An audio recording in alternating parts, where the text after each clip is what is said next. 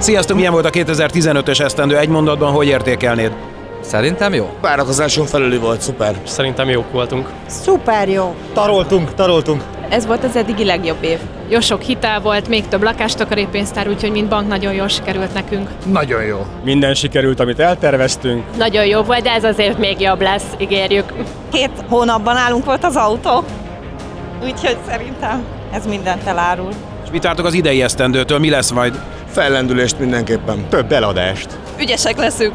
Sok sikert. Másfélszeresét minimum annak, amit tavaly elértünk. Az ingatlanpiac további felemelkedését. Valószínűleg elég sokan fogják igényelni a csokot, ugye? És emiatt gondolom, hogy lesz egy elég jó fellendülés. Az idén a mi irodánk lesz a legjobb, mondjuk ezt? Ennyi.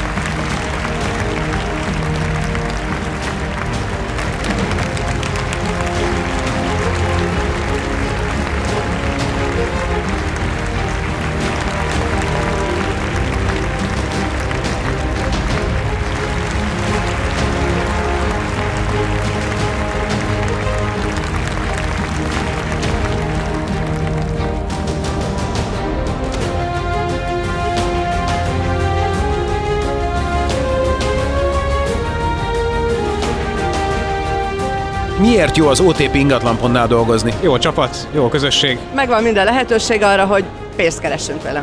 Szerintem nagyszerű, én nagyon szeretem, mindent meg tudtam valósítani, amit szeretnék.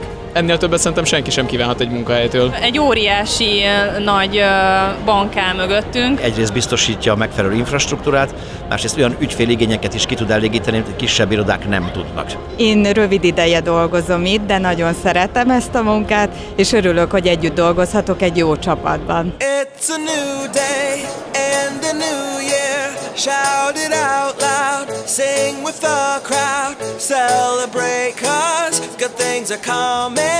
New opportunities are at the door. Hold your head up, drop the sorrow. No regrets now for tomorrow. It's a new chance for a new life. Everything you've been waiting for. The future's bright now as things turn over. The possibilities around the corner.